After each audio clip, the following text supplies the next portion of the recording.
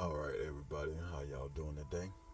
You know, I'm here trying to pull it all together. I've been trying to pull it together for the last 2 days because I knew I was gonna be doing this video, and I know it was getting close to that time, to my deadline. I know that I want to do it every week. So it's been hard the last couple of days trying to get up to doing the video. Yeah. We back at this point to where, I'm fighting this pressure in the chest again, the stomach knotting up, my mind telling me no, don't do it because I'm a mess up. I'm not gonna do it right. I'm not gonna say the right things. It's telling me that I'm not going to be able to keep up with what I started last week. It's going to be rambling and all this stuff. This is the things that I'm battling the last couple of days.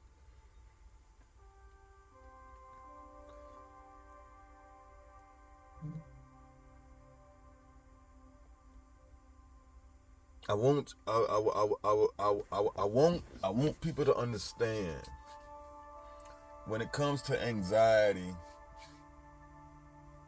There are many different types, and people handle them many different ways. You have some people that deals with anxiety,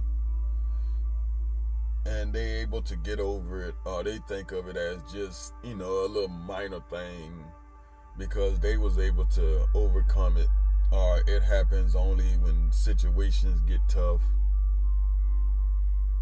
People So people think, yeah, I got anxiety too. It ain't that, and then they mind, oh, you said you got anxiety, so hey, it ain't that bad because I got anxiety and I can handle it. I can deal with it. I can still comprehend with life on a normal basis and be successful and make my life happy and do whatever, blase, blase.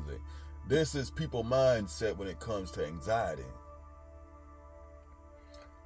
But let me give you a little insight, some things to open up your understanding with this anxiety thing.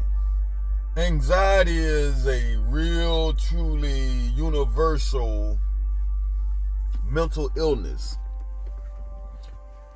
It has a lot to do with a lot of things that's happening in this world.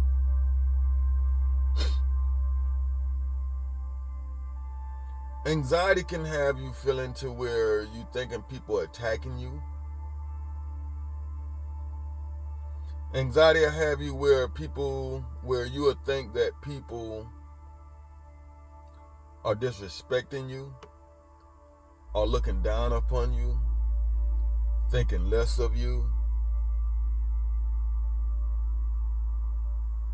Anxiety will have you feeling like you don't belong here. You're out of place. You can't do it anymore. You can't make it anymore. Anxiety ties in with depression, suicidal,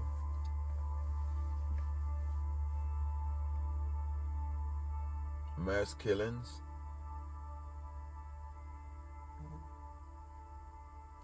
People don't want to look at it like that, but when your anxiety heightens, you can have panic attacks.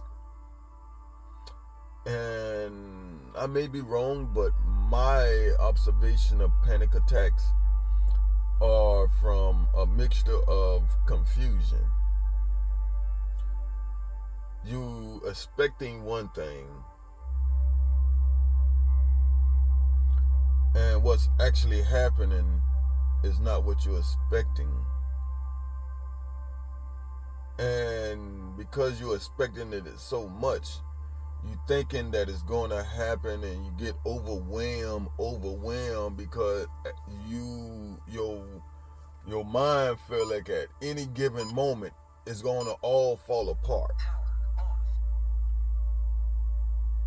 It's all going to happen suddenly to where you can't control it, you can't prevent it, you can't stop it, you can't do nothing. So you get overwhelmed, overexcited, overworried, overconcerned, overthinking, and all these happening at one time to where you can't control it all, and you just get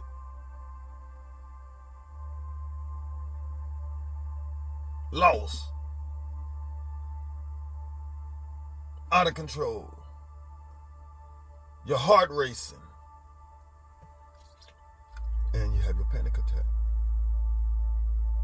because you're panicking over things that's not going to happen, could happen, but it might not even happen. So that's a little about anxiety.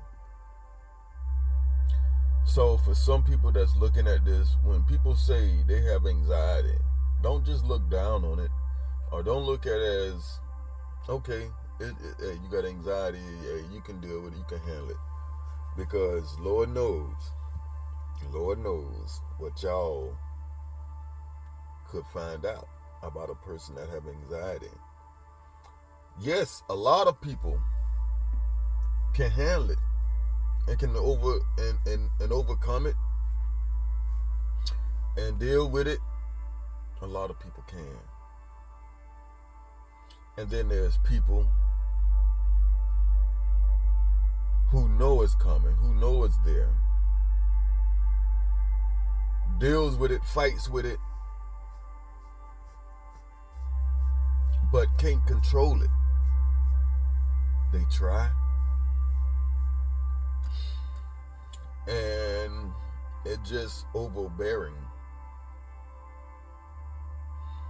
And then you have some people to where it just, they feel like they're helpless,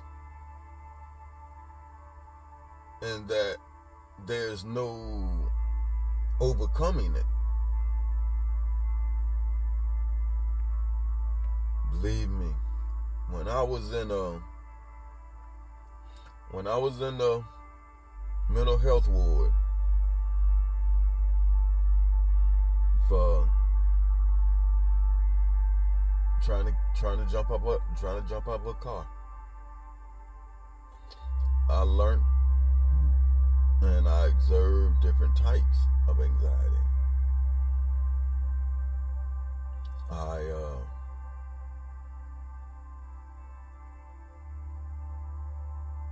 interact with some of them. I talked with some. I observed some. And it was just one person I watched the whole time I was there. I had a chance to talk with her one time, maybe 2 times, 3 times. And she told me about her anxiety and how it does her. She was way worse off than me, because she wouldn't talk to other people. Even when you go up and talk to her, which, I really didn't make it easy for her to talk, because it was hard for me to talk to her myself. But the little bit of words that I did get out, I learned some stuff from her.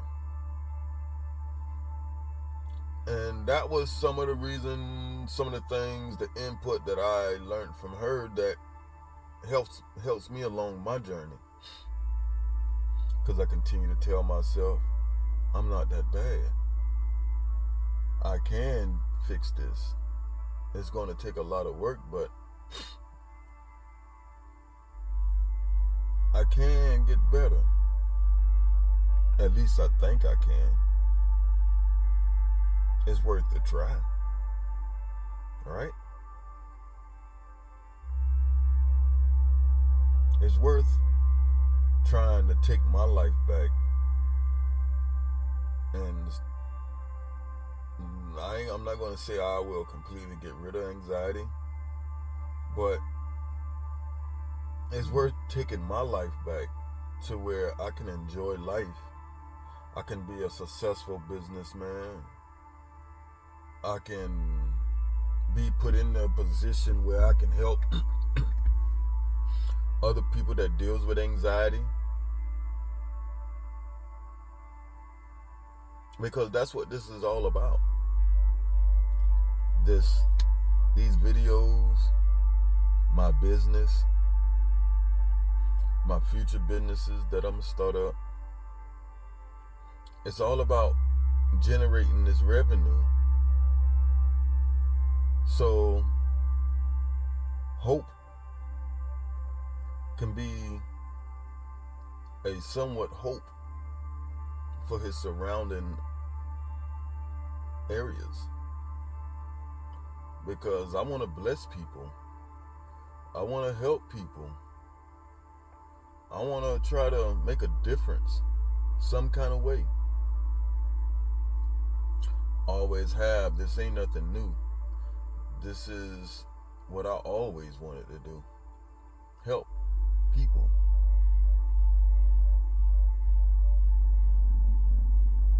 My name is Hope. I was born dead. And I am here today on this pod. It's not a podcast yet, but on this video, opening up my life, uncovering my life.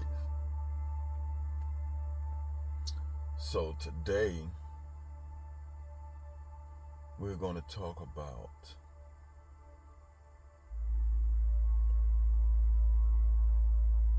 all the way back as far as I can remember.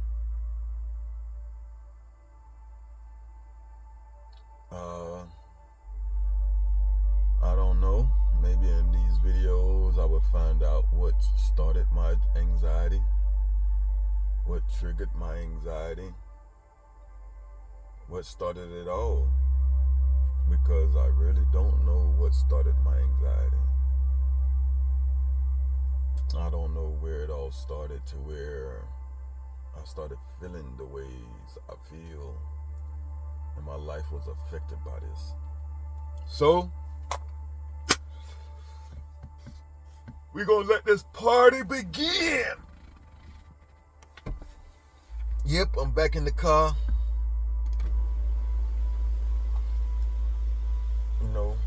Doing this video.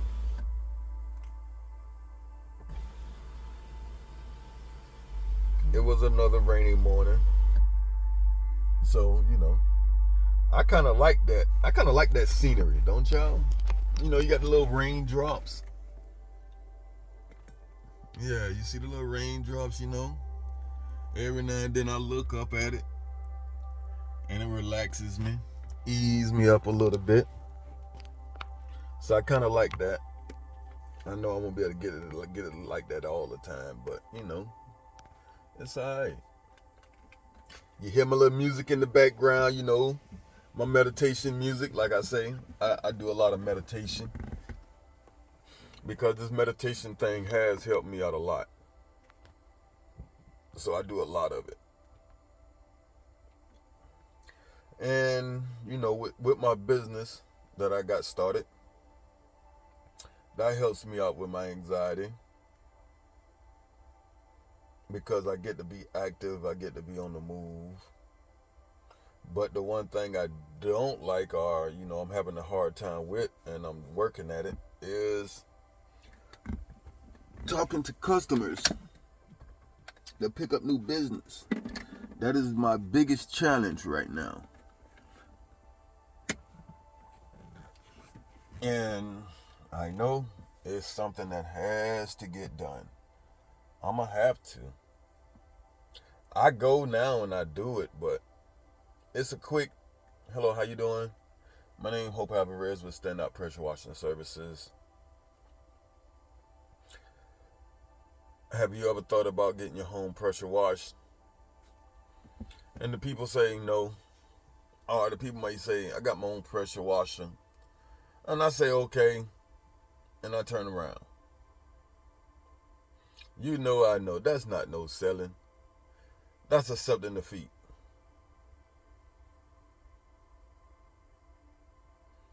Yeah, I keep motivating myself to keep going to the next one and hope that maybe I'll find something different to say or something different in my mind to come up to say, but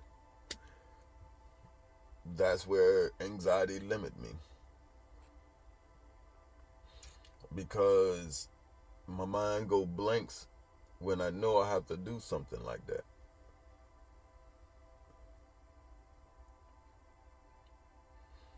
Something that I need and it can make a difference in my life, that's when my anxiety triggers. Or it can be something that'll affect me, something that I have to do, and it will have a opinion on it, or it will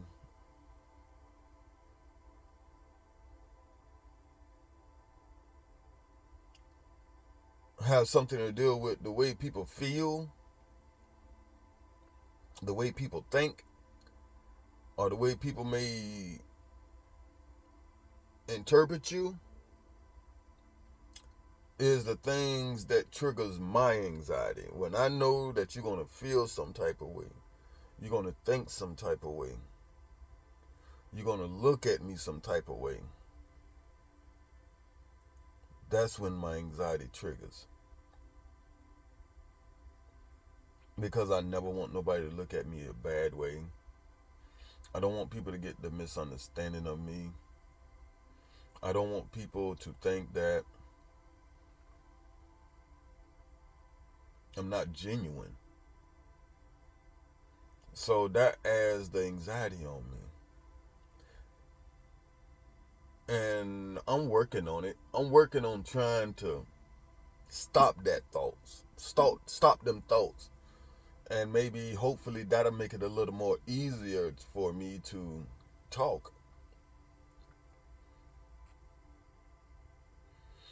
Because I hear people say, write down what you're going to say, practice it, do that, do this. Okay, yes, I understand that. But if you can't get the words to say, how you going to write it down? How you going to practice it?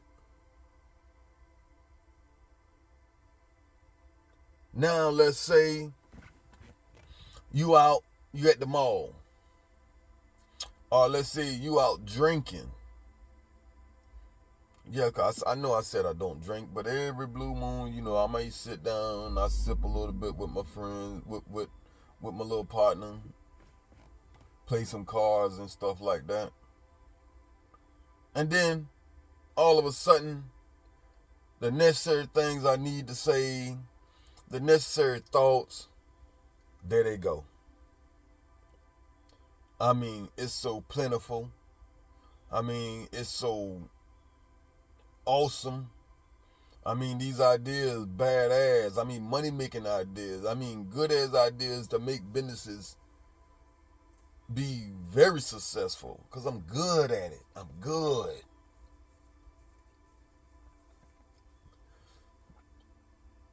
So how I'm going to write it down? I don't got no pen and paper. Not when I'm out drinking or hanging out with the fellas. I don't got no paper.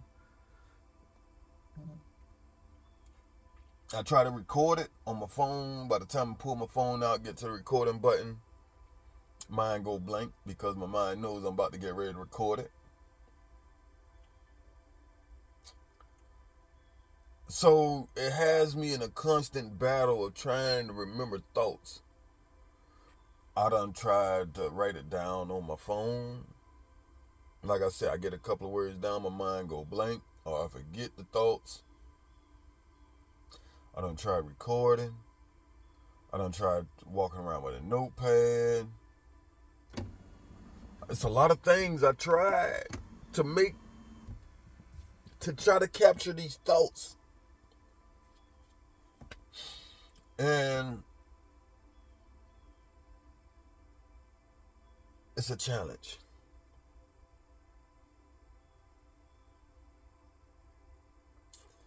But I see the success. I see the accomplishment. I see myself capturing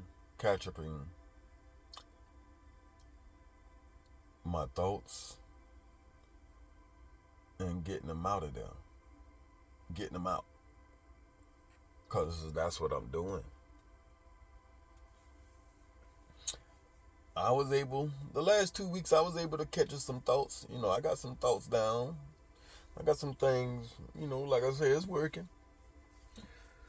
So, we're moving forward. So now is the time we're going to go back to my childhood now. My early days. 5, 6, 7, 8, 9, 10 is the years we're going to work with right now. Like I said in the previous episode, I don't remember everything. I remember bits and pieces. I remember some things. I remember none things. I remember a lot of things. So we're going to start off with, I'm going back as far as I can remember. I remember a little kid. I remember me, my sister, and my mama. I think we was living in Hinesville. And I remember my mom used to go to work all the time. My mom was a hard-working ass lady, boy. Hey. She never mind to go get that money, boy. I remember 10-hour shifts. Mom goes to work sun up, comes back sundown. Hey, getting it, man. Getting it. Trying to be the best mother she can. You know what I mean? And then, there it was, me and my sister. My mom had a babysitter. Well, had a friend. A friend that she trusted. You know what I mean? Just like we all do. We have friends that we trust. And I don't know what happened. I don't know what was the cause. I don't know. But all I do know, one day,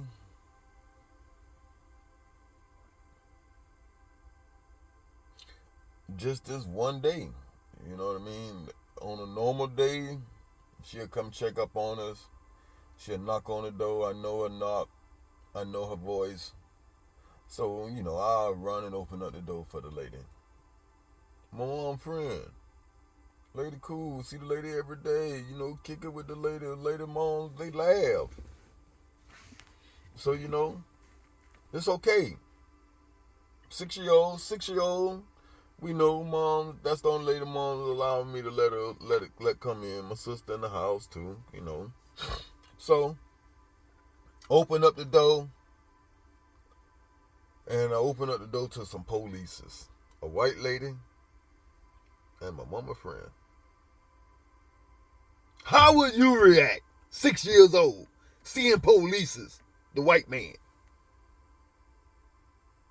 and the white lady, talking about, is your mama home? And your mama done told you, don't open the door for nobody, but you was tricked. Somebody you trusted. What would that do to somebody like you that's 6 years old? You was betrayed.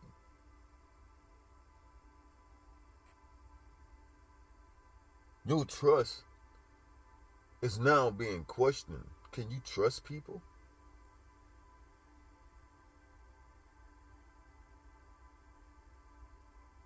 This whole incident from opening up a door caused me and my sister to go to a foster home.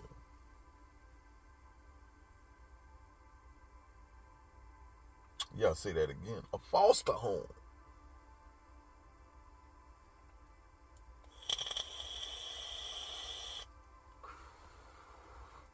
So, could you imagine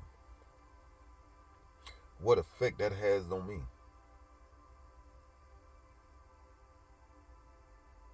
Could you imagine what a 6-year-old child went through at that point in time in his life? He was taken from his mother. They kept me and my sister together. They put us in a home.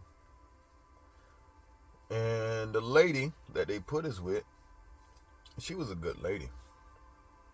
She kind of spoiled me. But it still didn't change the mindset that was embedded in my brain, in my mind, in my heart, in me. Survival was triggered. Now I know it because, from my studies and stuff. Every human in this world is born with a survival trigger. And it comes from our ancestors way before the world became modernized. You had to know survival to make it in the world. You had to be able to eat, survive. So that's a brief little description of what happened. And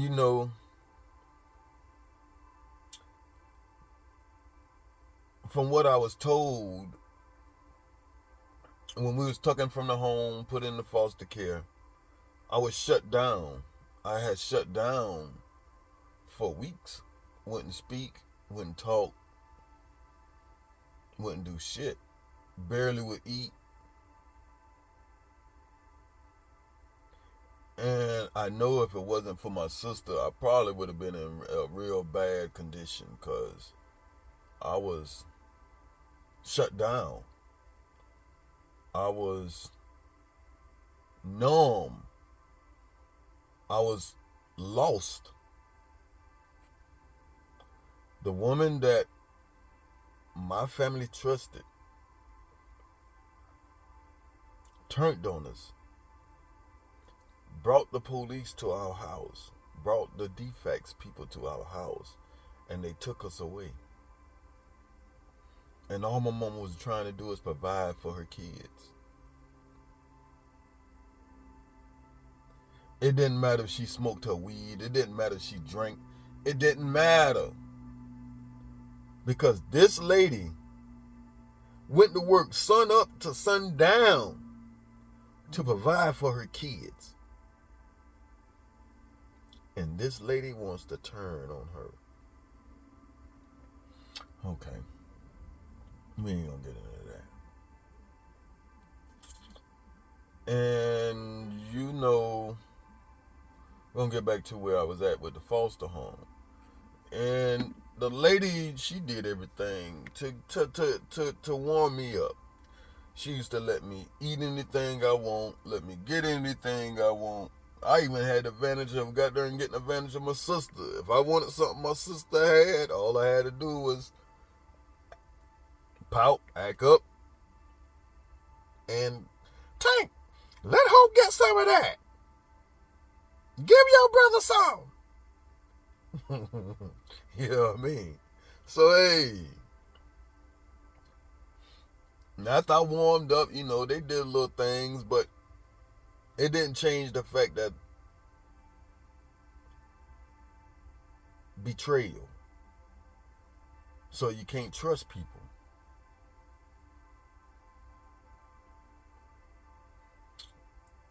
Now, hopefully down the line, that'll get better, that'll ease up, but we're gonna remember that betrayal. Can't trust anybody, because to this day now, It's hard for me to trust anybody. Yes, like I said, the real hope. I trust everybody. I don't look at the bad things. I look at the positive.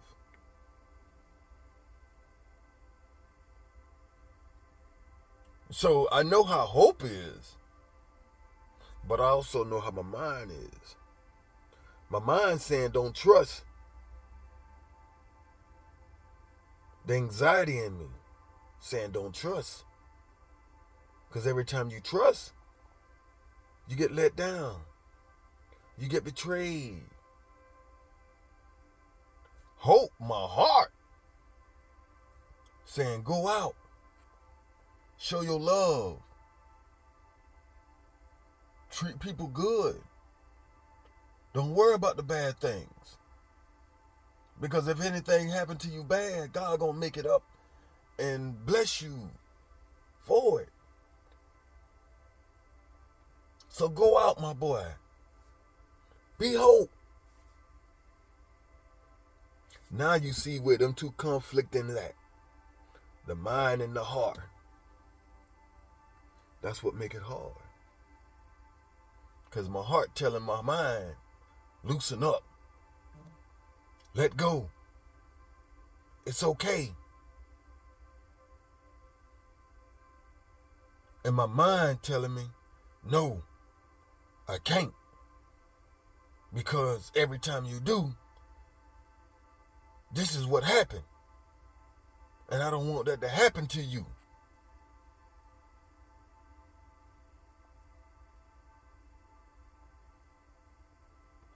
And there go my anxiety.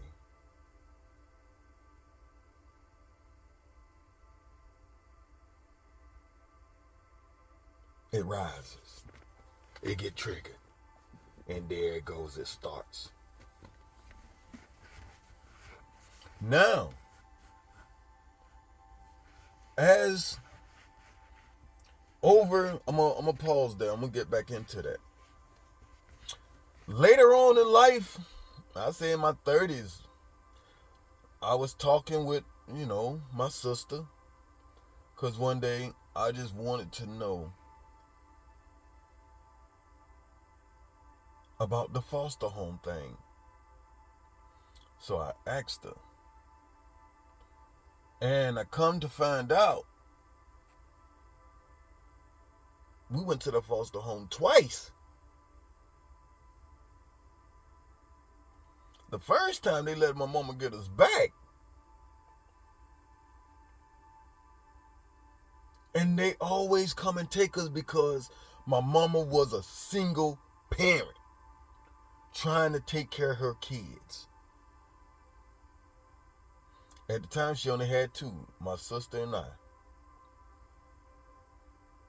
So she was doing what she had to do, trying to take care of her kids.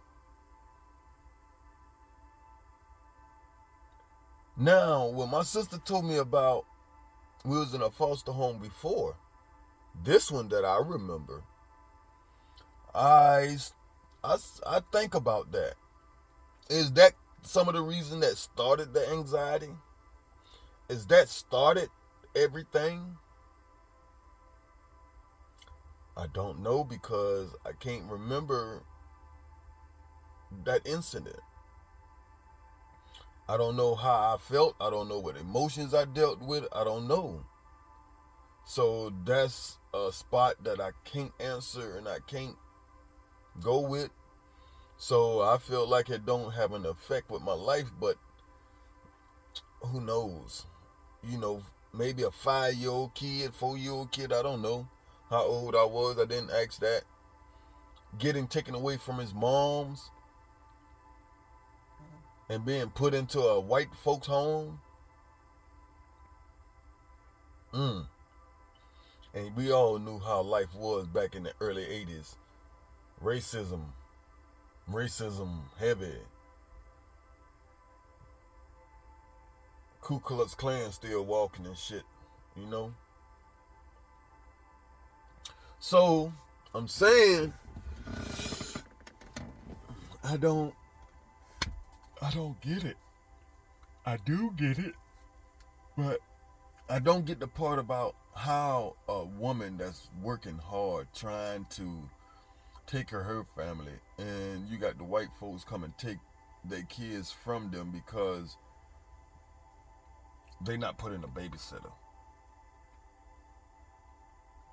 Back then, it was a lot of not putting kids in the babysitter. It was a lot of the kids stay home, and the neighbors and stuff looked out.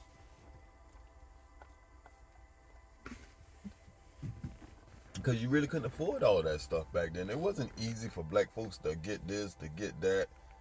You know, it wasn't easy like that. So single parents had to do what they had to do.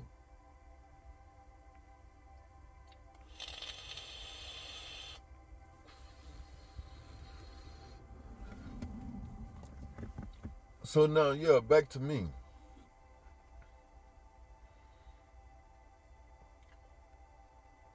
I didn't feel when I was at the foster home. I didn't feel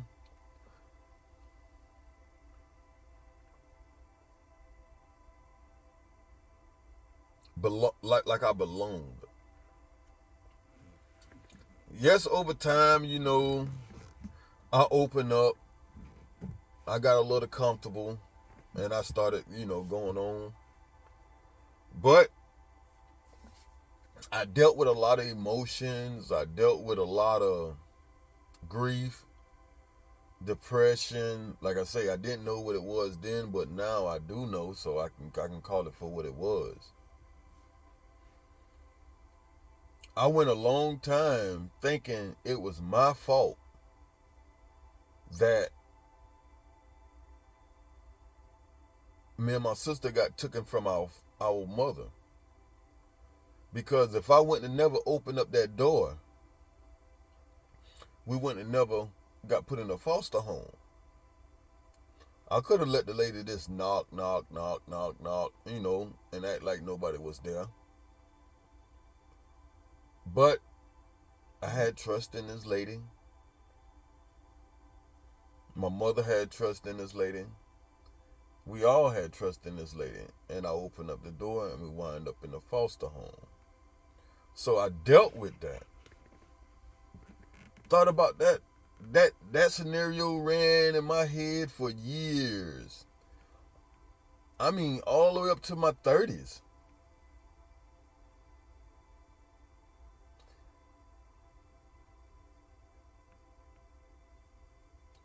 Because I would think, the things that I thought about, what if I wouldn't open up the door? How would my life been? Would I still be this way?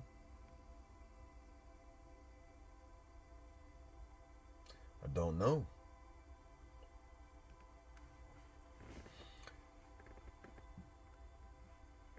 So, as we living in the foster home, I remember times me and my sister used to go to the little store.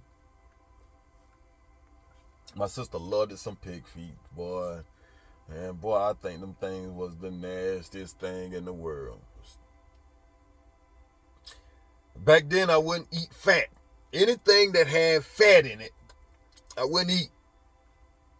So pig feet was definitely out my line. Nasty stuff. I mean, some nasty shit. And every time my sister used to go to the store, I knew I wasn't going to get nothing. It didn't matter. I just always wanted to be around somebody I felt safe. So I never would let my sister go anywhere without me. And I had no problem with it because it was going to happen. All I had to do, my sister go somewhere, she didn't want me to go, I act up, cry, do whatever. And the lady Eloise, the foster home lady, take your brother with you. Let him go to the store with you. And there I go. But what my sister didn't understand and didn't realize then, she was my safety. She was my safety blanket. I felt secured. I felt safe as long as my sister was around me.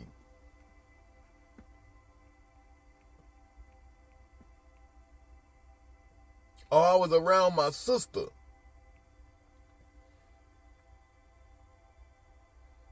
because she was the only one I can trust. That was the reason why I always wanted to be around my sister when we was in a foster home. I knew my sister would never let anything happen to me.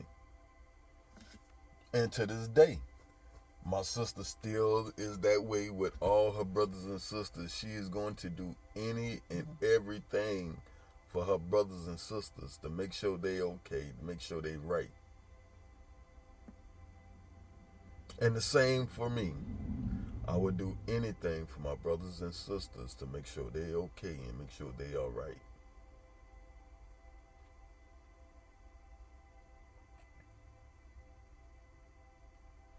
So, back to going to the stores and stuff. And that's how it was. Now, I remember one time I had the chicken pops. Oh man, that shit was crazy. I got the chicken pops. And, I love peanut butter. I love me some peanut butter. So, what I used to do, because I loved the peanut butter and I knew I had the chicken pops and I didn't want nobody else to get it, I used to stick my finger in the peanut butter jar. Once I stuck my finger in the peanut butter jar, nobody else can get the peanut butter because I had the chicken pox. I remember they used to get mad at me, boy. But hey,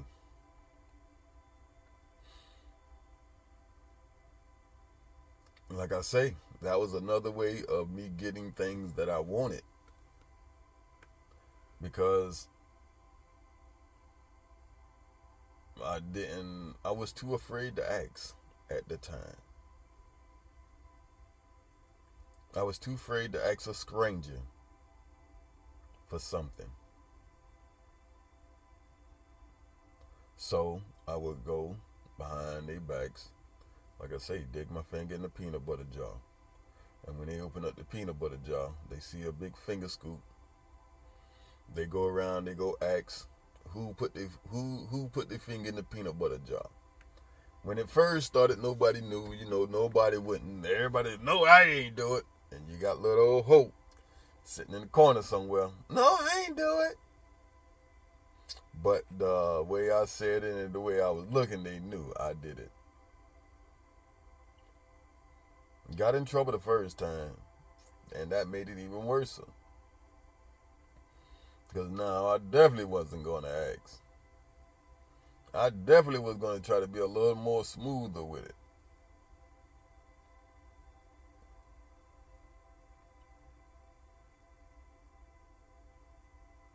And, it was other kids around.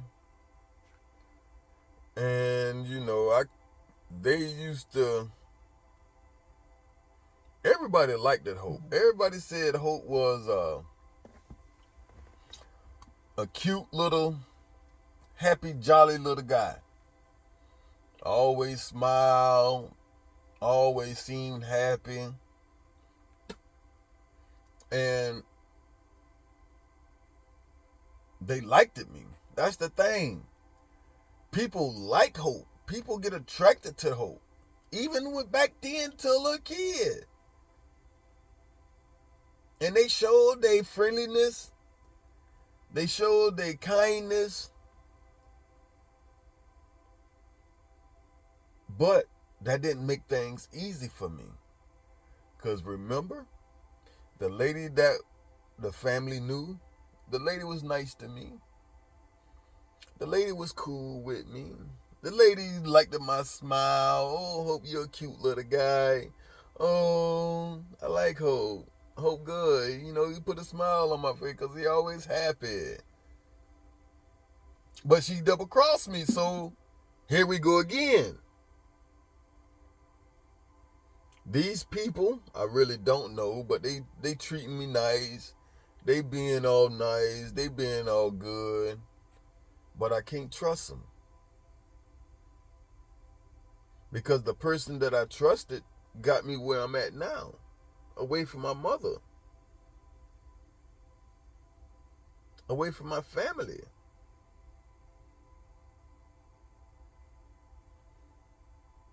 So I lived them days in a state of trying to get along, but also at the same time be cautious, be careful, because you can't trust people that's being nice to you. You can't trust people that's making it seem as though everything is okay, because what might happen?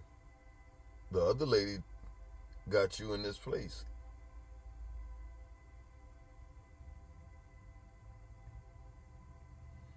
So,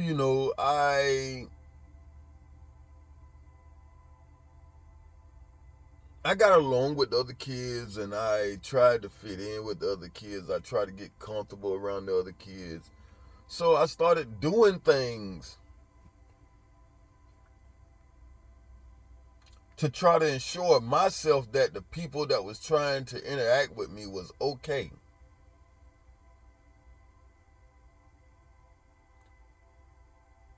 And then, I was always a curious guy. I always felt like I wanted to try things that I know I shouldn't try. Things that people say I shouldn't do, I always wanted to try it and try to do it. I love to be challenged. Yes, it gets me in a lot of trouble before. It gets me in trouble now. But I love challenges. Challenges is like a getaway from my anxiety. It does not allow my anxiety to enter. It keeps me at a competitive state.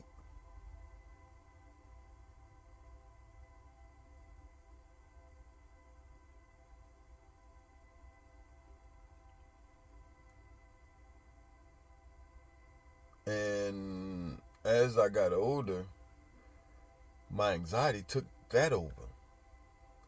Yes, there are still things that I compete at. There are still things that I challenge myself at. But at certain challenges, my anxiety prevent me from that too. So that causes my life to be a misery, boredom. But I remember one time when I was in the foster home, we was all outside. We was all outside.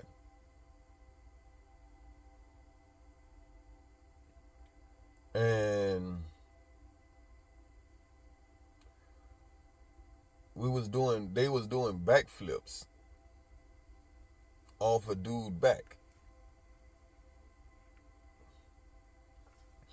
And the bigger kids was doing backflips off a house. It was a trailer surrounded around with bricks, so you had to be knowing what you was doing. So the old hope, seen it happening, wanted to fit in, wanted to try to get some props, wanted the attention.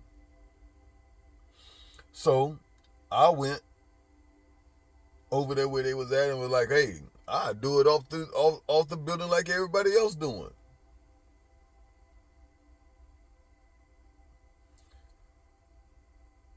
No, no, no, no.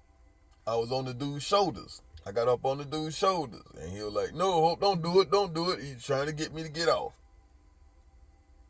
So he wouldn't let me do it on the shoulders. So I went up on the house. When I seen the big kids doing it. And I called myself goddamn doing a backflip off the house. And guess what? I landed dead on a brick. My head on the brick. Yep, busted that head, boy. Busted that head, boy. But hey, I did it because it was a challenge. It was something I wanted to prove that I can do. So I'm not scared to do stuff. I would do it. It's just the anxiety finds its ways of preventing me from doing things that I want to do.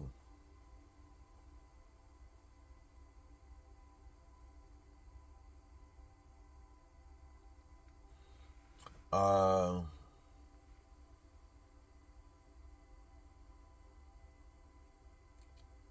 I remember my granddaddy used to come and pick us up and get us for the weekend or for a Saturday. My granddaddy had this truck, and man, in this truck, his dashboard was full of toys, full of little things that he used to collect. You know, because, hey, everybody in our family was hustlers. You know, not the bad way, but, survival. My granddaddy used to be, he collected cans to make money. And boy, you'd be surprised, boy. We used to collect some cans, boy. I mean, we collected truckloads of cans a day, and that was our business. I mean, that was his thing. So I remember the little green painted camouflage truck with the boards sticking in the little holes, going up to make it a little taller to hold the cans and stuff, man. Granddad used to come and get us. And the first thing I used to do, get on that dashboard and look for me something to play with. Yet, that was my way of staying calm. I knew I was with my granddad and everything was all good, but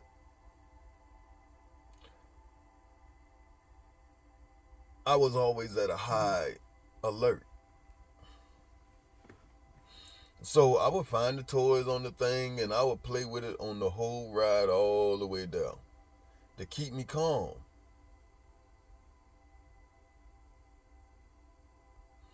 And my granddad them used to think that I just like to get up there and just be and mess with stuff and play with the toys and stuff like that. But everything, mostly everything I done was for a reason.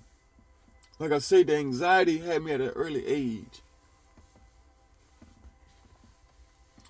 And as I got older, it got worse and I started shutting down. Yes, I was young, so I was still freely, trying. But as I get up in 8, 9, 10, 11, you will see how things change for me.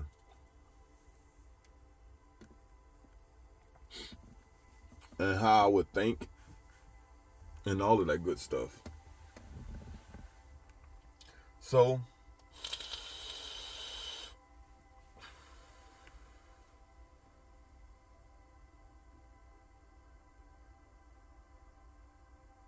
I think that would be it for today.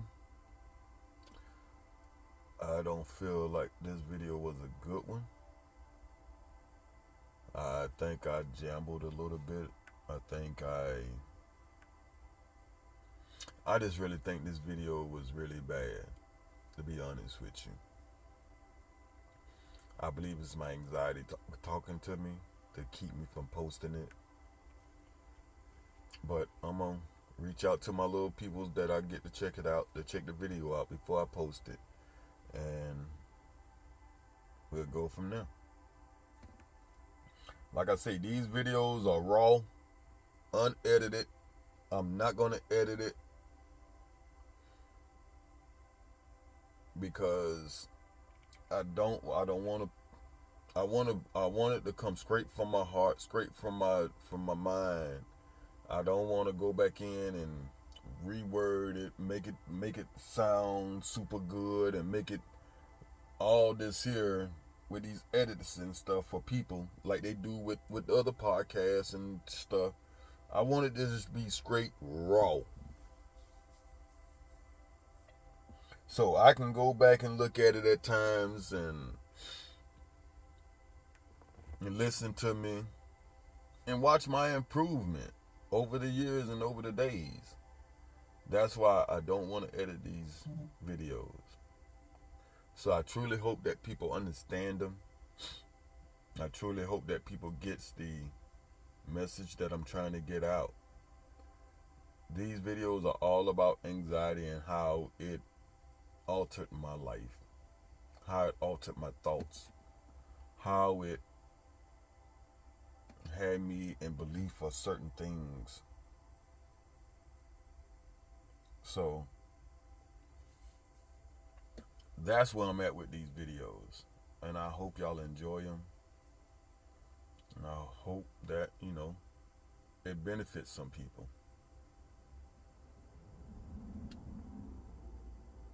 All right. Talk to y'all later.